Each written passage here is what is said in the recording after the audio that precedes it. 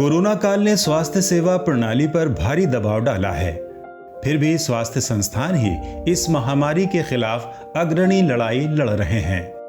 रोगियों के लिए बेड्स, आईसीयू, दवाइयां, ऑक्सीजन और चिकित्सीय उपकरणों की आपूर्ति, उचित देखभाल, चिकित्सकों और स्वास्थ्य कर्मियों के अलावा ये जिम्मेदारी अस्पताल प्रबंधन की होती है।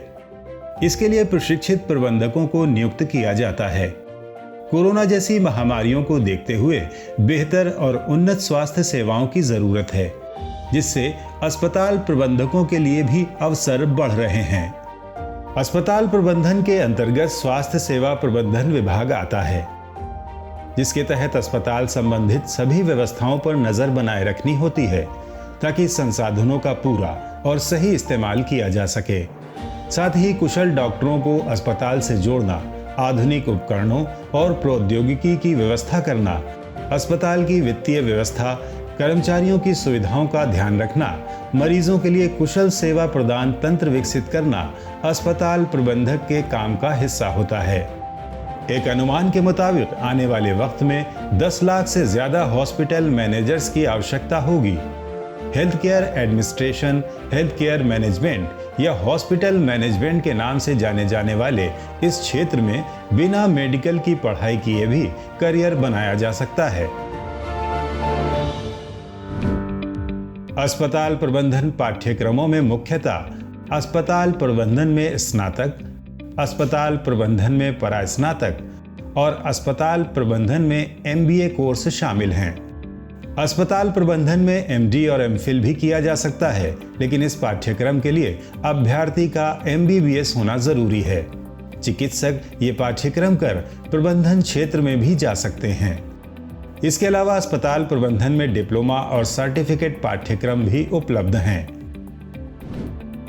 स्नातक पाठ्यक्रम में प्रवेश के लिए अभ्यर्थी का कम से कम 50% अंकों के साथ 12वीं पास होना जरूरी है। परास्नातक पाठ्यक्रम के लिए अस्पताल प्रबंधन में स्नातक होना जरूरी है। अस्पताल प्रबंधन या स्वास्थ्य सेवा प्रबंधन से जुड़े पाठ्यक्रम देश के कई संस्थानों में उपलब्ध हैं, जिनमें से प्रमुख संस्थान हैं अखिल भारतीय आयुर्विज्ञान संस्थान नई दिल्ली, सशस्त्र सेना चिकित्सा महाविद्यालय पुणे, देवी अहिल्या विश्वविद्यालय Indore, symbiosis centre of health care Pune, faculty of management studies Delhi विश्वविद्यालय नई दिल्ली, बिरला प्रौद्योगिकी एवं विज्ञान संस्थान Pilani, Apollo institute of hospital administration Hyderabad, Indian institute of social welfare and business management Kolkata, Tata institute of social sciences Mumbai आदि शामिल हैं। इन पाठ्यक्रमों को पूरा करने के बाद आप सरकारी या निजी अस्पताल, नर्सिंग होम्स, अंतर्राष्ट्रीय और घरेलू स्वास्थ्य सेवा संस्थान, स्वास्थ्य बीमा कंपनी, हेल्थ केयर इंस्टीट्यूट्स आदि क्षेत्रों में नौकरी कर सकते हैं।